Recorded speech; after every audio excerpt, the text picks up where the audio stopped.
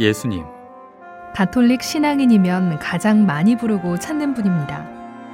또 가톨릭 신앙인이면 뜨겁게 혹은 따뜻하게 가슴에 새기는 분이기도 합니다. 여러분은 예수님을 얼마나 알고 계시나요?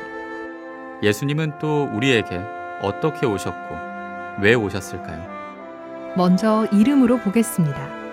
그 외아들 우리 주 예수 그리스도님.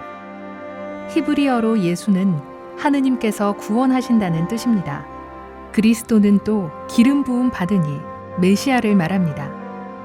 그래서 예수 그리스도는 하느님께서 이 세상을 구원하시기 위해 파견하신 성령으로 기름 부음 받으니 하느님의 외아드님이십니다. 다음으로 출생의 신비입니다. 성령으로 인하여 동정 마리아께 잉태되어 나시고 때가 되자 하느님께서는 당신의 외아들을 인간의 모습으로 지상에 내려보내십니다. 그리고 당신의 아들을 낳아줄 여인으로 마리아를 선택하십니다. 보라, 이제 내가 잉태하여 아들을 낳을 터이니 그 이름을 예수라 하여라. 이에 마리아는 대답합니다. 저는 주님의 종입니다. 말씀하신 대로 저에게 이루어지기를 바랍니다. 이 동의로 마리아는 예수님의 어머니, 곧 하느님의 어머니가 되셨습니다. 우리는 하느님의 아들이 인간이 되어 오신 것을 강생이라고 부릅니다. 예수님께서는 참 하느님이시면서도 참 사람이십니다. 그래서 강생은 신비입니다. 다음은 성장과 활동입니다. 예수님은 어린 시절 요셉과 마리아의 아들로 부모에게 순종하며 자랐습니다. 그리고 성령으로 세례를 받으신 후 30살쯤부터 활동을 시작하셨습니다. 여러 지방을 다니시며 사람들을 가르치시고 제자들을 모으셨습니다. 그리고 가시는 곳마다 병자들을 고쳐주셨습니다.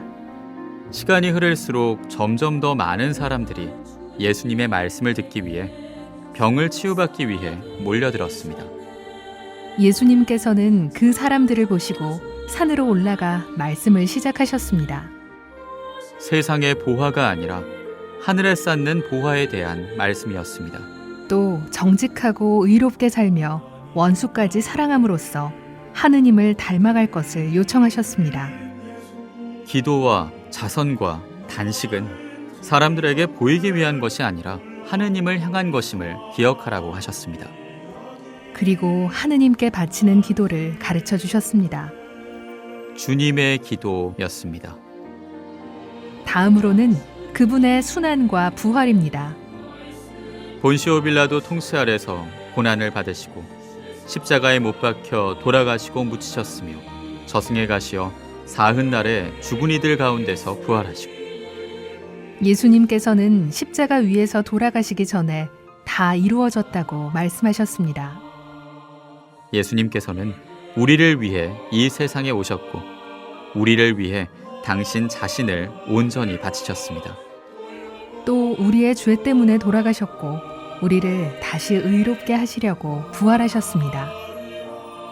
예수님의 순환과 부활은 모두 우리를 위한 것이었습니다.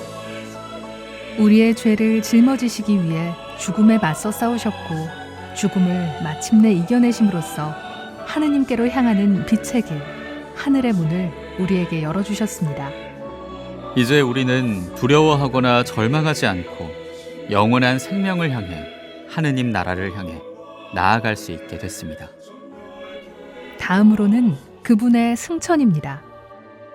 하늘에 올라 전능하신 천주 성부 오른편에 앉으시며 평화가 너희와 함께.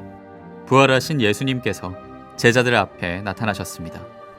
성령을 보내주실 것을 약속하시며 세상으로 나가 복음을 선포할 사명을 주셨습니다. 그러곤 예고하신 대로 승천하셔서 하느님 아버지께로 올라가셨습니다. 아버지에게서 오신 분이 아버지께 다시 가심으로써 우리 역시 희망을 갖고 뒤따를 수 있게 됐습니다. 마지막으로 그분의 심판입니다. 그리로부터 산이와 죽은 이를 심판하러 오시리라 믿나이다. 성부 오른편에 앉으신 예수님께서는 하늘과 땅의 모든 권능을 갖고 계십니다. 그리고 산 이와 죽은 이를 심판하러 오실 땐 감춰진 비밀들을 드러나게 하시고 각자 행한 바대로 또 그분의 은총을 받아들이거나 거부한 것에 따라 갚아주실 것입니다. 우리를 위해 오셨고 우리를 위해 순환 받으셨고 죽으셨고 부활하신 분, 또 우리를 위해 다시 오시고 우리를 위해 모든 것을 바로 세워주실 분, 바로 우리의 주님 예수 그리스도이십니다.